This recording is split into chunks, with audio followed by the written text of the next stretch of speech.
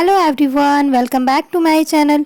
उम्मीद करते हैं आप सभी मस्त होंगे, स्वस्थ होंगे और तंदुरुस्त होंगे। तो आज हम हिंदी एनसीईआरटी के गद्य खंड के चैप्टर 4 के समरी को बिल्कुल आसान भाषा में समझने वाले हैं।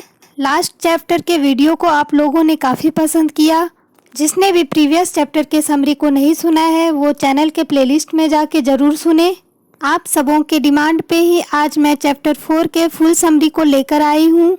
उम्मीद करते हैं कि आज की फुल वीडियो देखने के बाद यह चैप्टर समझना और क्वेश्चन आंसर करना आपके लिए काफ़ी आसान हो जाएगा।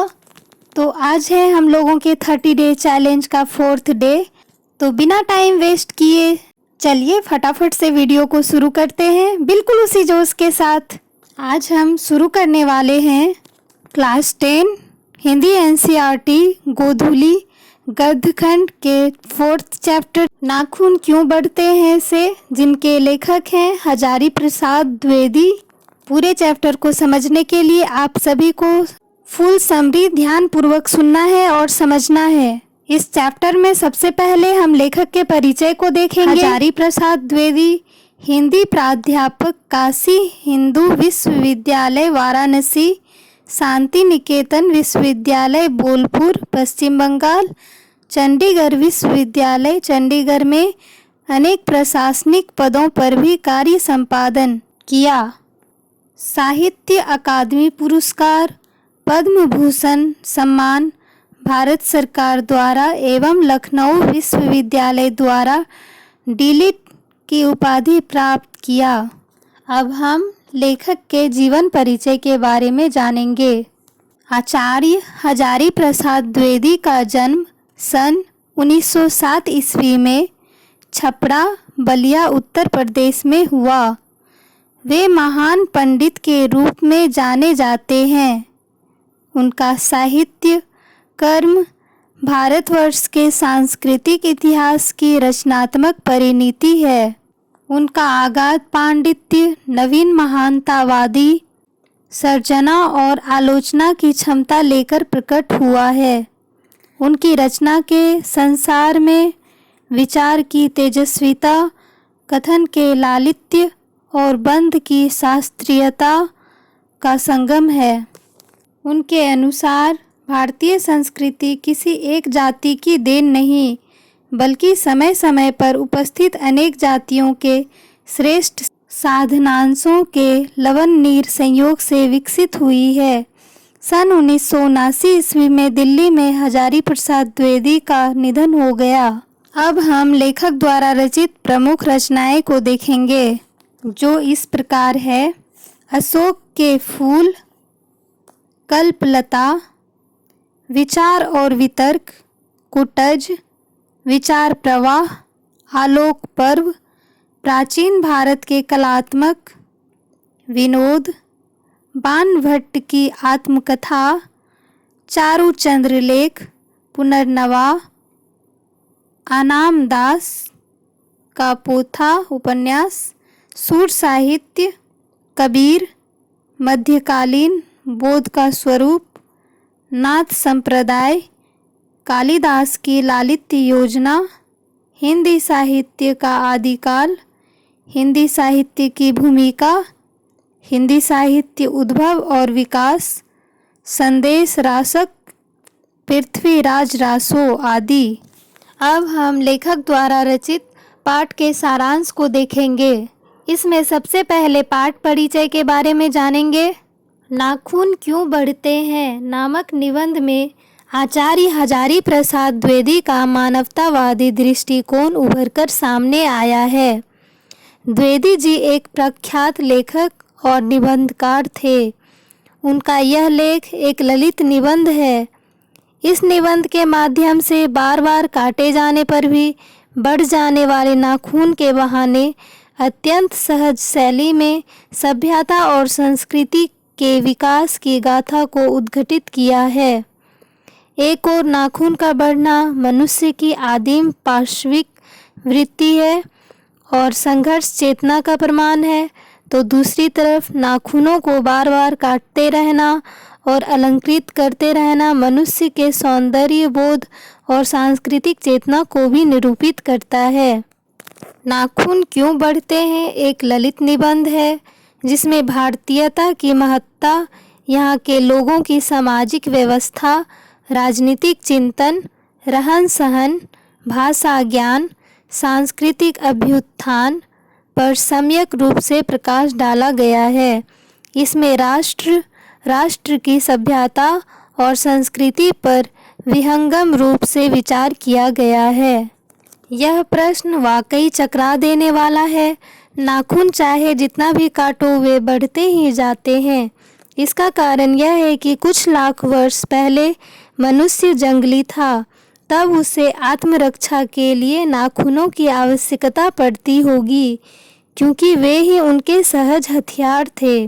बाद में धीरे धीरे नाखूनों के अतिरिक्त पत्थर के ढेले और पेड़ों की डालियां भी हथियार के रूप में प्रयुक्त होने लगी। बाद में हड्डियों के हथियार बनाए जाने लगे। इंद्र द्वारा दधीचि की हड्डियों द्वारा वज्र बनाया जाना इसका उदाहरण है।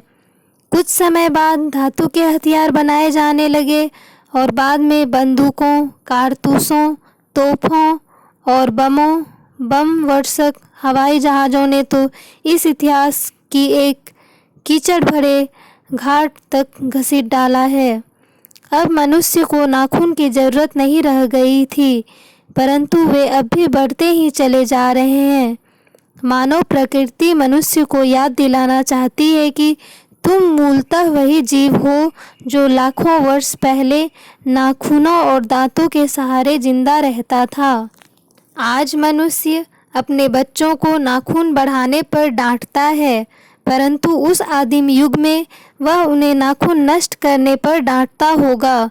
ये नाखून मनुष्य की पशुता के प्रतीक हैं। मनुष्य उसे नष्ट करना चाहता है, परंतु वह मरना नहीं जानती। मानव शरीर का अध्ययन करने वाले प्राणी विज्ञानियों का मत है कि मनुष्य के मन की भांति उसके शरीर में भी बहुत सी ऐसी चीज़ें रह गई है जो पुराने समय के सतत अभ्यास का परिणाम है। नाखून का बढ़ना भी ऐसी ही प्रवृत्ति है। इसी प्रकार से केशों का बढ़ना, दांतों का दोबारा निकलना अभ्यासजन्य प्रवृत्तियों के रह जाने का परिणाम है। हमारी भाषा में भी इसके उदाहरण मिलते हैं।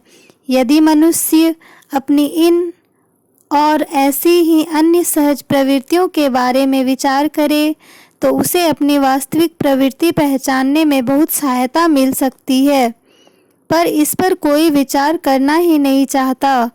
वह तो यह भी नहीं जानता कि नाखून बढ़ना और अस्त्रों का बढ़ना मूलतः एक ही प्रवृत्ति, पाश्विक वृत्ति के प्रतीक हैं। मनुष्य पशुता का परित्याग कर चुका है, अतः अस्त्र बढ़ाने की प्रवृत्ति भी उसे छोड़ देनी चाहिए। भारतीय भाषाओं में इंडिपेंडेंस के लिए स्वाधीनता शब्द ही दिया गया। इंडिपेंडेंस का सही अर्थ बनता है अनअधीनता। फिर भी भारतीय लोग स्वराज, स्वतंत्रता जैसे शब्दों का प्रयोग करते रहे। कारण यह है कि भारतीय नागरिक सदा से यह साँचते रहे हैं कि आत्म उन्नति के लिए स्व का बंधन जरूरी है। इसलिए अनजाने में भी हमारे मन में स्व से संबंधित शब्द गूंजते रहे। अपने ऊपर खुद बंधन लगाकर यह भारतीय संस्कृति की महान विशेषता है। भारत का इतिहास बहुत पुराना है। हमारी परंपराएं, संस्कार उज्जवल है। पुरानी संस्कृति से चिपटे रहने का मोह तो अच्छा नहीं है, परंतु आधुनिक अनुसंधानों के फेर में पड़कर अपना सर्वस्व त्यागना भी शुभ नहीं है। हमें चाहिए कि हम भले बुरे की जांच करके पुरानी परंपराओं में से हितकर बातों को संजो लें। इस देश में अनेक जातियां आई, वे आपस में लड़ती झगड़ती रही। सभी जातियों के अलग अलग धर्म और संस्कार थे। उनके लिए किसी सामान्य धर्म को खोजना कठिन था। फिर भी ऋषि मुनियों ने देखा कि सभी जातियों के कुछ न कुछ सामान्य आदर्श भी हैं। सभी के अपने अपने कुछ बंधन हैं। मानव पशु से भिन्न है। संयम, संवेदना, श्रद्धा, तप और त्याग ही वे बंधन हैं जो मनुष्य बनाते हैं। महाभारत में निर्वैर, सत्य और अक्रोध को सब वर्णों का सामान्य धर्म कहा गया है। मनुष्य को सुखी बनाने के लिए किसी ने वस्तुओं के उत्पादन पर जोर दिया तो किसी ने धन और बाहरी संसाधनों पर, परंतु गांधी ने कहा बाहर नहीं भीतर को देखो, हिंसा त्यागो, झूठ, क्रोध और द्वेष छोड़ो, प्रेम और त्याग को अपनाओ, स्व का बंधन अपनाओ। परंतु दुर्भाग्य से उन्हें गोली मार दी गई। आश्चर्य है कि अभी भी नाखून बढ़ने की प्रवृत्ति हावी हुई। अंत में लेखक कहता है कि प्राणी शास्त्रियों का मानना है कि एक दिन ऐसा भी आएगा जब ये नाखून अपने आप उसी प्रकार झड़ जाएंगे जैसे मनुष्य की पूंछ झड़ गई है। तब शायद मनुष्य के भीतर की पशुता लुप्त हो जाएगी। मनुष्य की चरितार्थ प्रेम, मैत्री, सबकी भलाई, सर्वस्व दान आदि जैसे श्रेष्ठ गुणों में है। मनुष्य अपनी पाश्विक प्रवृत्तियों को बढ़ने नहीं देगा। नाखून बढ़ते हैं तो बढ़े, मनुष्य उन्हें बढ़ने नहीं देगा। पाठ के दूसरे पड़ाव में लेखक नाखून पुराने युग का हथियार के रूप में बताते हैं कि नाखून क्यों बढ़ते हैं। ललित निबंध के लेखक हैं हजारी प्रसाद द्विवेदी। इस सारगर्भित निबंध में विद्वान लेखक ने सरल एवं सहज शैली में मानवीय जीवन के विविध पक्षों का सटीक वर्णन किया है। इस निबंध में ज्ञान ही नहीं, विज्ञान की भी बातें हैं। हमारे पुरखों की उदारता, महानता और सांस्कृतिक परंपरा का भी उल्लेख है। इस शोधपरक ललित निबंध द्वारा द्विवेदी जी ने मानव के जीवन मूल्यों, सांस्कृतिक पक्षों एवं ऐतिहासिक संदर्भों का उल्लेख करते हुए एक व्यापक रूपरेखा का निर्माण किया है। इस निबंध में मानव के विकास की कहानी है। कैसे जंगली जीवन से मुक्ति पाते हुए मनुष्य ने अपनी जीवन यात्रा का क्रम जारी रखे हुए है। पाषाण युग, लौह युग, ताम्र युग होते हुए आज आधुनिक युग पार कर अत्यधिकता की ओर अग्रसर हो रहा मानव सृष्टि की सर्वश्रेष्ठ उपादान है। उसमें पशुता भी है तो मानवता भी, उसमें बैर घृणा है तो प्रेम भी है, करुणा भी है, उसमें हिंसा के भाव हैं तो अहिंसा के भी। वह चेतस हो चुका है।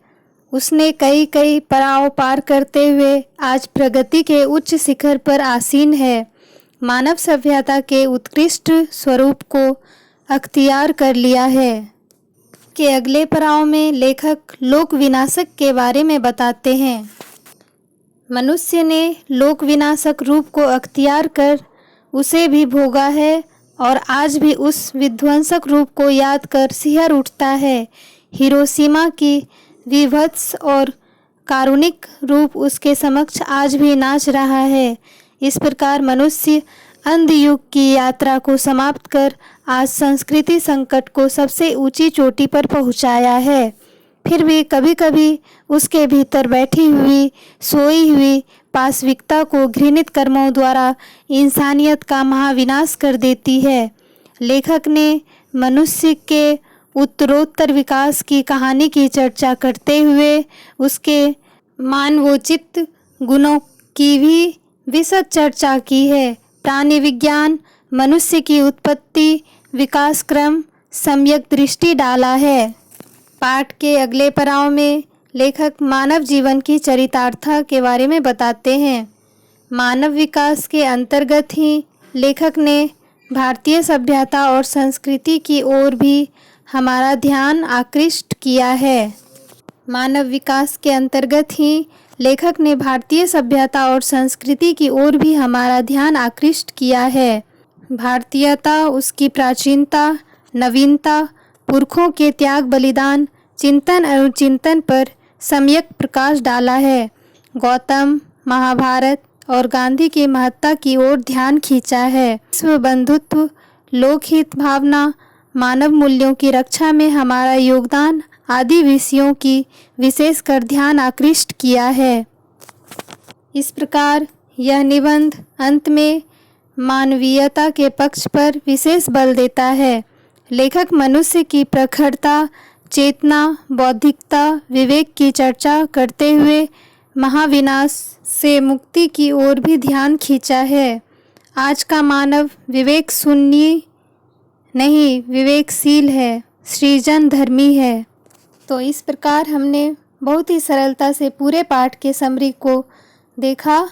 तो अगर वीडियो पसंद आई हो तो चैनल को लाइक कर देना, सब्सक्राइब कर लेना और बेल आइकन को ज़रूर प्रेस कर लेना फॉर मोर अपडेट्स, ताकि मैं जब भी वीडियो अपलोड करूं तो आप लोगों को सारी नोटिफिकेशन मिले। मिलते हैं नेक्स्ट वीडियो में। Stay healthy, stay blessed. Thanks for watching.